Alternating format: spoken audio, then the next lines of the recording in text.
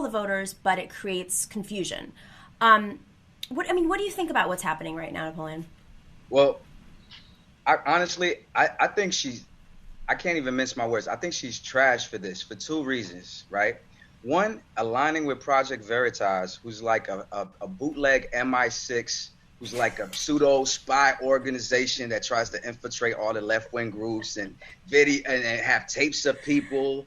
And they've been accused of voter suppression practices and all types of things. For her to just align with these people is like, what is your end goal, Tulsi? Like, I would like to ask her, what are you accomplishing with all this? Like, really? And secondly, with this voter harvesting thing, they were accusing Ilhan Omar of doing it, who is one of our superstars and one of like our biggest assets on our team, who's vouching for the people. So for these two reasons, I think it's awful that she went that route. And I guess she's trying to cater to the Alex Jones type audience or something like that. But it's really, I would like to ask, what is your end goal with all of this?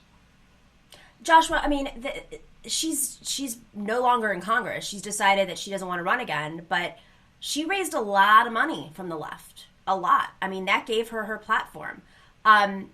You're covering what's going on the streets. She could have been a real leftist leader, right? She could have actually stepped up and been a hero. Instead, she went down this route. I mean, what do you think is happening here?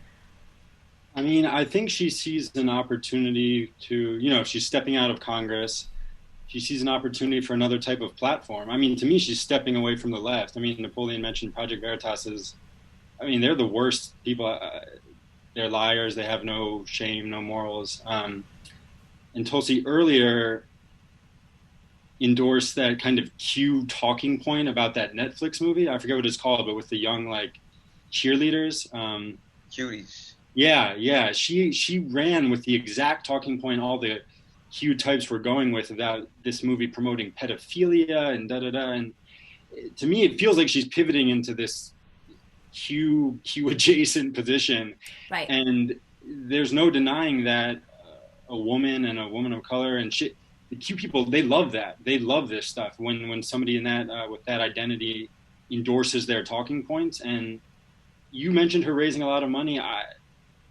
There's a position for her to make a lot of money and raise a lot of money from this, really, by aligning with some of the worst elements out there. And things point to her moving in that direction. And like Napoleon mentioned, I don't know what her end goal is, but it doesn't look pretty to me. I mean, it seems like it's a little bit of a Dave Rubin thing, but Right. listen. One thing that you look back on history, where we've had these moments of potential, fighting off coups or uprisings and major movement, working class movements being built. Right now, the demographics are on our side, right? So in 5 years, great, we're going to have more Ilhans in Congress. We're going to have more Coy Bushes in Congress, hopefully. But we also have to, there's a cautionary tale here in that in the past, a lot of folks, went the path of least resistance, which is money making. Napoleon, your family was so involved in movement. I mean, do you see similarities in past movement organizing and what happens to Right. defeat them? Well, like my father, who's from the Comoros Island, very early when he was very young, he was a militant, and that's when France was colonizing the islands. So the islands belonged to France. He was a part of a socialist party called the PASOKO, and there were several attempts on his life and everything like that. But often, what would happen is people who are part of the team start acting kind of weird and kind of shady, and you don't know what type of backdoor deals are being made, who's being paid, who's promised favors, and it led my dad. He had to leave to France. His family told him to leave because they tried to kill him a few times. But my thing is that this is politics. This is the game we're playing. It's a dirty game. Like you watch Netflix shows like House of Cards, you see how dirty it is. It's the dirtiest game there is. So when you see somebody like Tulsi who garnered such a big base, a sizable base. I'm not going to say it's huge. It's not like Bernie or anything like that. She couldn't get any type of real victories in the primary, but she does have a following. And her switch like that, you realize that it's something that happens. And I think we should be mentally prepared and look out for people switching, going from left to more of a center position, and some right, sometimes all the way to the right, and in her case, all the way to QAnon type domains. And it's important because these people, they try to throw salt in the game and create confusion, and we're distracted fighting amongst ourselves instead of keeping our eyes on the prize. Joshua, you've become an incredible resource for folks to know what's happening in Portland, what's happening across the country when it comes to these uprisings, and of course, there's been footage that you've shared where folks have captured activists being rounded up by whether it's police or ICE or who knows who. How much do you think that we're actually seeing? Like, I don't know how much you're sharing compared to what's being shared with you. Like, I assumed you're hearing a lot of stuff happening on the ground. Specifically of activists being targeted, you mean? Yeah, disruptions in the movement to break apart these, leaders. Yeah, I mean, I think part of what happens when leaders become visible and vocal is that, like Napoleon mentioned, they get targeted in various ways. What we see with Tulsi is maybe sometimes an easier tactic of fracturing without blatantly targeting and arresting people. But we're also definitely seeing targeted arrests of activists. I mean, the most heinous example for me is what happened to some of the leaders out in Ferguson, where in the, 6 years now since the uprising there's been, I mean, the most mild way to put it is extremely suspicious deaths of numerous leaders out there. And more recently, targeted arrests. I was at a protest maybe 2 weeks ago now in New York, and we were outside the 34th precinct, and the first person they went for is a black woman who's an organizer. And she's a known organizer. Her face is out there, and there's they're using facial recognition too. I know certain cities are trying to ban it for that reason, and a lot of people, talking about the importance of wearing masks or covering your face for that reason. But it's also a difficult thing with our culture. And I mean, people throw the word clout around a lot, but just basically people whose names and faces are out there on social media and who are seen at, certain people are seen on the mic at protest after protest, and the police are on their social media. The police, I mean, the NYPD is always out there filming us when we're protesting. They know. I mean, they know who the leaders are, and they try to target them, and they don't hide that. I remember, I don't know if either of you were at Standing Rock. This sounded like cuckoo when I was at Standing Rock, but they kept coming through and saying, like, listen, we don't know who's here. We don't know. I mean, there were a lot of folks that were coming out from everywhere around the country. I was stopped, actually. I was there reporting, and when you go to Standing Rock, you have to take this very long drive, and kind of like a quiet, they make you take this other, they made me take this other road around, which was a much longer drive, but then there are checkpoints, and there's a checkpoint going into Standing Rock, and I got this cop on camera because he wasn't going to let press through. And I was like, are you sure? And I was there actually with two different groups doing reporting. And I mean, it was crazy to me what they were doing to try to minimize exposure openly, knowing very well that, like, this was, Obama was still president. It wasn't. Just kidding. That was, Obama was still president. It was correct. I was there in November. So, it's mind-blowing to me that this much is happening, and yet it's happening so quickly that we don't even have a minute to register it and fight it because we're moving on to the next fight. It's pretty scary. So I want to share this video that happened in Hamburg, New York, which is outside of Buffalo in Western New York. I grew up in Western New York, so a part of Western New York was actually labeled the most racist town in America recently. It's very unfortunate. But this video was taken, Dorsey, in which they were, well, you'll see. I'll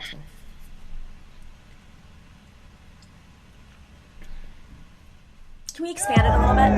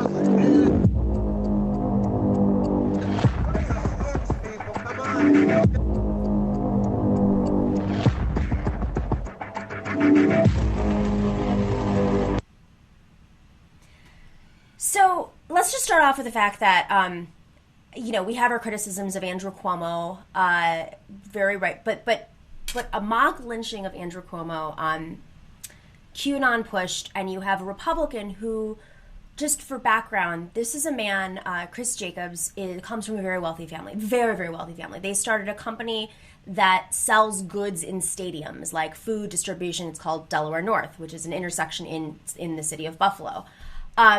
They're a household name. They're like a family. I wouldn't say Trump. They're like centrist Republican types. And they're showing up to a QAnon event. This is, I mean, I don't know if this is like what the Republican Party is telling them to do to excite the base, but, when the centrist Republicans are moving that far to the right and the centrist Democrats are being pushed that far to the left when they're not, I mean, it's just a very strange and dangerous situation. Napoleon, how bad is it getting? How bad do you think QAnon really is right now? I don't even know if we're supposed to say this on YouTube. I think we might get pinged for it. But I think it's that their message has resonated with a lot of people, and especially people that feel disenfranchised or kind of like don't really follow politics or anything like that, and they have a clear scapegoat. It's like the elite pedophiles of the world and this and that. Like they have this imaginary enemy when.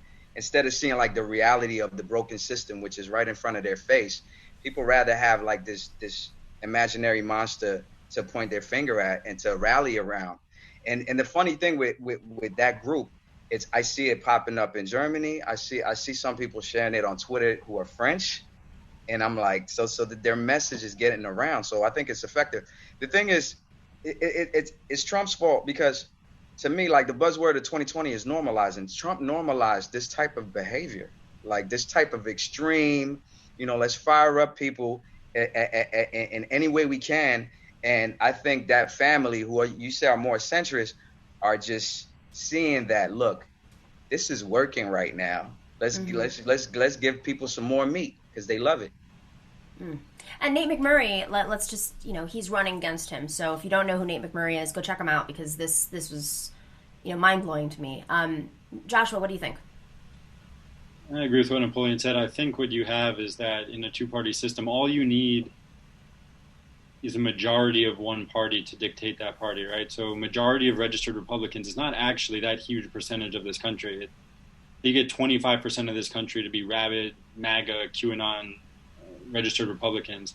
They control the centrist Republicans now. Yeah. I mean, obviously there's a handful of people who break away from that, but it's like 20 people who are, these Lincoln Project type people who are against Trump. But yeah, obviously that's a tiny, tiny sliver. The majority are just moving right, like you said. So you get these centrist Republicans who are now essentially controlled by QAnon because they're responding to the majority of their party, which I've done a little researching into like the QAnon side of the web, and it is, that video is the tip of the iceberg. Like they are essentially funneled in. They start with things like pedophilia, which is obviously a horrible thing, right? And is engaged in by Epstein and probably Donald Trump and other, people who are not this imaginary class of whoever, just solely Democratic elites or whatever. Yeah.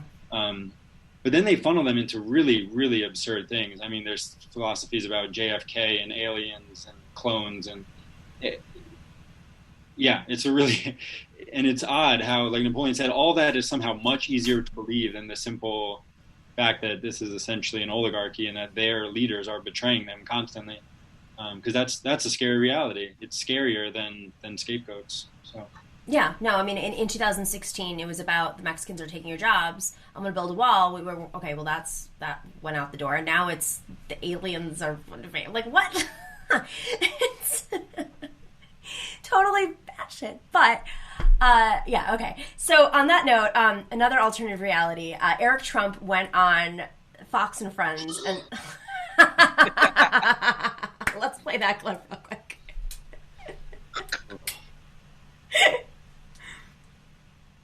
She says that her colleagues at work, it wouldn't go well with them. She lives in Manhattan. She's in her 50s. Secret Trump voter. That's right. She is. She's gay. Pause it for 1 she second. said her 401. She's talking about, this Fox and Friends host is talking about an op-ed that was written, and this woman that she's mentioning was referenced in this. We'll play the rest. Yeah.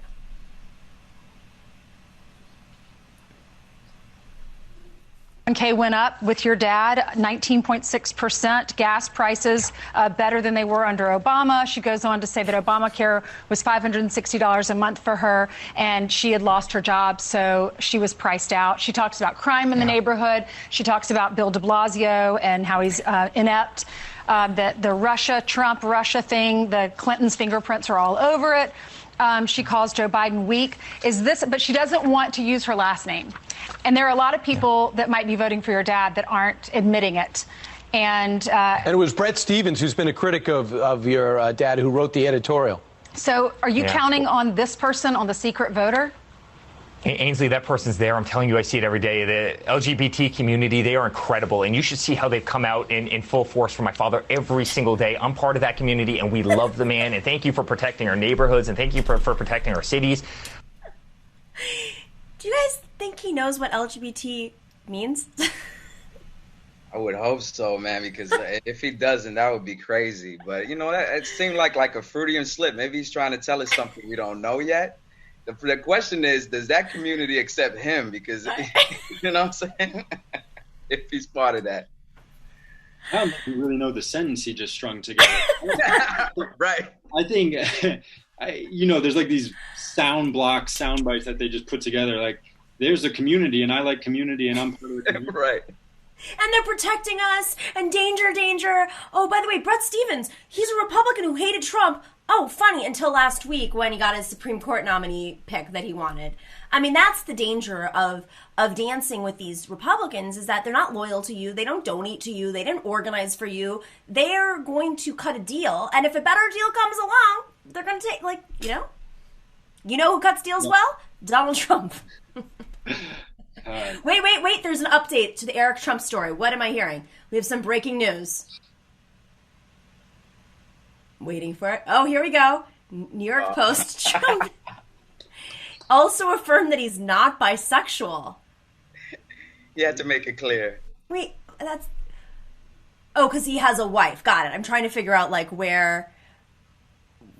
you would say bisexual, not gay. Okay, got it. I'm so glad that we got this information out there. So it's been settled. He is not bisexual. He also did not say he's not gay. I don't understand the words coming out of his own mouth. No, he does not. All right, so... Does that come across as a little bit desperate that they're trying to reach out to the LGBTQ community, at this point? I mean, what were they called? What were the old ones called? The Log Cabin Republicans? Oh, okay. I never heard of these. I mean, I don't know how much of a population... That was like a 90s thing. Right. So here's the big question. Is the debate going to make a difference tonight? What do you guys project in here? Let's go to Joshua first. Not going to make much of a difference to me. I am baffled by the people on the fence. I know they exist. I don't see Biden successfully reaching out to people on the left who aren't going to vote for him. I haven't seen concessions that would be necessary for that. People in the middle, I think it could make a difference to people in the middle. I mean, I think he'll probably try to hammer this tax thing, which pisses off a lot of Americans. I mean, I was a high school teacher paying more in taxes than a made-up fake, con man billionaire who somehow became president. I think it could make a difference. I just don't know what Biden's debate performance is going to be like. I don't know. I don't think Hillary was able to powerfully shut down the nonsense that came out of Trump, because I think Trump it's kind of like what we were just talking about with these people. You can't really, it's like a deal with the devil if you try to play on their terms. And I think Biden, I hope his debate prep involves not letting Trump dictate the terms. But again, I don't know. I mean, Napoleon, it's interesting you say that, because there has to be some way to break through the armor of Trump. Yes, he's Teflon Don, and yes, he's playing by they're trying to win over a small group of voters. The question is, who are those voters, and what actually works? I mean, if you had to pick one strategy to defeat Donald Trump, what would you go with? No pressure. Well, like debate strategy for Biden? Yeah. I think Biden should try to keep him on his heels. It's like he has so much material. All Trump could do is going to say, yo, Biden's been hiding. Biden's not all there in his head. If Biden's seen, I think it's going to be a battle of coherence. Who's going to win the coherence war tonight? If Biden is coherent, to me, I have low expectations about Biden. He could easily exceed my expectations personally, right? I know Trump is going to just throw mud at him, but I think Biden could keep him on his heels. He got all the material in the world. He's been president. He's been at the wheel for 4 years. There's coronavirus. There's unemployment. There's riots every other week. Like, what kind of country is this? Like, look at what's going on. You were in charge. You promised all this. This is what happened 4 years later. Drill that down and keep him on his heels and keep him on the defensive. I think that would be the best way I would go at it. And there's no wall. Your one promise, he couldn't even do it. Exactly. Oh wait, there was a wall. You just named it the Trump wall. Got it. Yeah, he built 200 feet somewhere in the middle of Arizona somewhere. You know what I mean? Come on. I know. Just like that. Ridiculous. I mean, it is absolutely ridiculous. Okay, so but we have these debates, and we've at the top of the show, and just as an update to folks, I just got word that we had a little bit of I don't know, for some reason, the connectivity through YouTube went out at the beginning of the show, but I did talk. Hopefully, we can get the footage up there. And we had a really great author talking about the challenges to the ACA and how to push forward Medicare for all if Biden does win in the middle of a pandemic. Like, what would that transition look like, and how could you do it quickly? Because the ACA was a long transition. So, he will inherit, Biden could inherit this insane pandemic, and we expect the ACA to be brought up during this debate. It's one thing to say, let's preserve the ACA, but it is tied to employment. And in New York City, 16% unemployment today. That was what was announced, that we have hit in New York 16% unemployment. So, Joshua, I mean, what is the right approach to, saying, okay, yeah, the healthcare system, we need it, but also, we got to, I mean, Biden's stuck. He can't criticize his key piece of legislation that the Obama-Biden administration passed. I mean, to me, the best solution is pretty simple. Tax the crap out of rich people, and you don't have to criticize ACA, just say we're going to improve it so that everybody gets healthcare. And if Biden wins, I would presume that means the Senate has been flipped as well. And, the House supermajority. That's a simple solution to me. Now, I don't know if he's willing to tax rich people. You talk about New York, Cuomo, we know billionaires have made billions more during this pandemic while average people have 60% unemployment. And especially like Black and brown communities, people are, in this city, I live in Queens, so to me, the solution is simple. Is the political will to upset rich people there? I don't know. Well, and it's crazy, also today they came out that there's record profits from health insurance companies. So one of the questions I'd asked Wendell Potter was, if health insurance companies know they're going to lose money because unemployment is going to be so high, why are they pushing so hard still? What isn't there? There's got to be room for compromise. I mean, there seems like there's an opening there, right? Napoleon, what do you think? What do you think Biden should be doing right now? I think what Biden should be doing is talking about Medicare for all, and like Joshua said, he can simply just say, look, the system is there. When I come in, we're going to improve it because there's problems, and we didn't expect COVID to come. There's a pandemic. Things have to be done. It's really easy. Sometimes, though, I don't expect much from his type of Democrats because it feels like they got an electric collar that they zap every time, that the insurance companies zap every time they mention Medicare for all. But the solution would be simple. That's what would make people happy all across the board. Now, is he going to be able to do that? Because like you said, it's an easy sell. The insurance companies have no business if everybody is unemployed. So you might as well expand the system so it can keep functioning and help the most people. I mean, it seems like the likely solution, but then there's also this worry that the transition is going to take too long, and that the ACA had a horrible launch, took them 5 years, that was bungled, and as a result, of course, the Republicans and the Tea Party rose to power. Hopefully, we're on the opposite side of that now. Hopefully. I don't know. All right. So just I want to ask you guys, because I've been asking folks, what parts of the country are you watching right now as we are 35 days away from the election? Joshua. I mean, as you mentioned earlier, I've been watching the streets more. That's where I am when things are happening in New York. I mean, there's a lot of Senate races that are extremely important, and I've been watching them. I'm not convinced that the presidential election will be anything remotely like free and fair. And so my number one priority is preparing to push back if the fascists try to steal the election. I mean, that's the number one priority for me. Everything else to me feels like a landslide victory would be tremendous. That would be great in a lot of ways. It's just odd for me to see people who are convinced, for example, like liberals, moderate Democrats, who are convinced that Russia stole the 2016 election, but aren't focusing on planning for the fact that Trump might try to steal this election. It just confuses me a bit.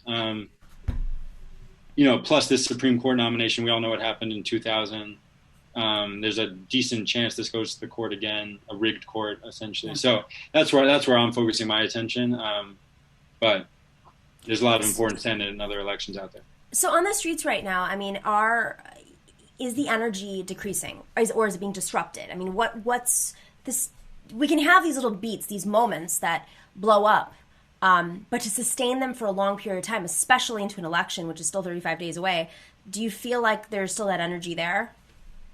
I think there is. I think it definitely comes in waves. I mean, obviously it's not June anymore. There's not tens of thousands in every major city. But, I mean, the night of the farce that was the Attorney General of Kentucky's announcement about Breonna Taylor's case, that night you saw thousands in many cities. Tomorrow, apparently, more grand jury information is going to be made public because he reportedly lied about or withheld information about the grand jury evidence. And so I think it's going to come in waves. I think this Supreme Court thing is going to bring another kind of Kavanaugh-esque situation in D.C. where you see lots of people in the streets. And I basically choose to have faith that on November 4th or 5th, that if the election is contested or if he tries to steal it, I have faith that people will turn out. Whether we can sustain that in November is a big question, but amongst the many, many, many implications of the amazing Black Lives Matter movement this summer, one of the many implications is that hundreds of thousands of Americans know a whole lot more about protests now, and have networks and people and organizations. And so I can't read the future, but I know the momentum is not gone. Good. Napoleon, what are you looking at right now? Well, the only things I'm looking at, like the more big ticket items. I don't know all the specifics, but Shahid Buttar is running against Pelosi, right? And there's is Mitch McConnell running against Amy McGrath? Yeah, there you go.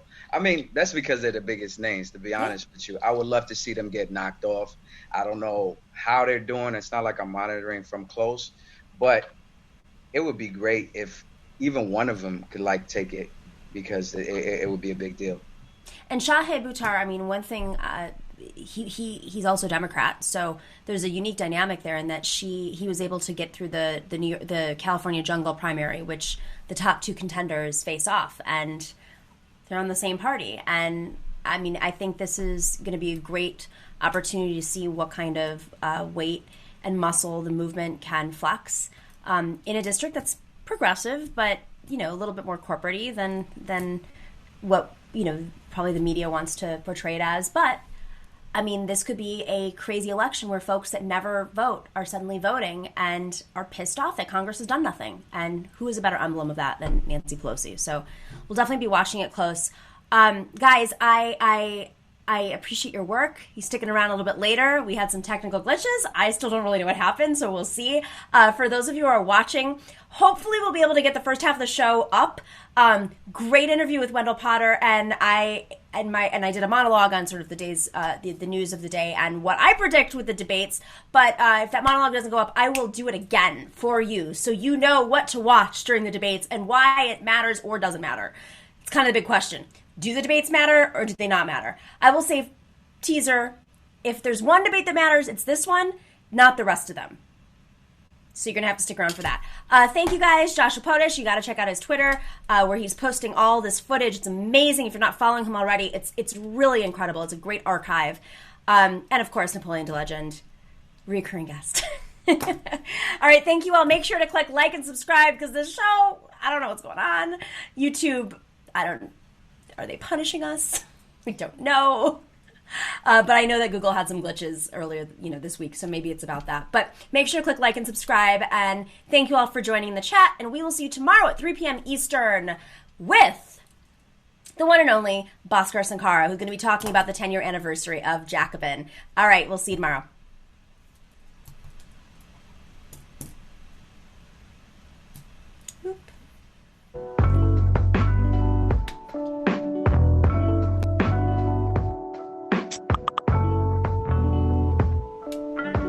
Thanks, everyone.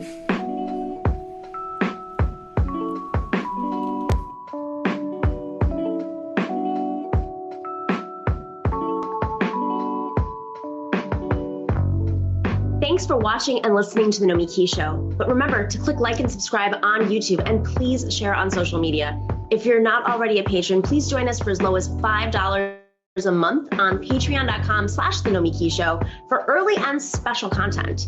That investment makes a huge difference. We are not corporate media raking in the dough. It's really you guys that are keeping us going. So please consider being a patron. And to our current patrons, thank you so much. We are incredibly grateful to you. We also now have swag. So check us out on thenomikishow.com to get your mugs, your totes, and your stickers.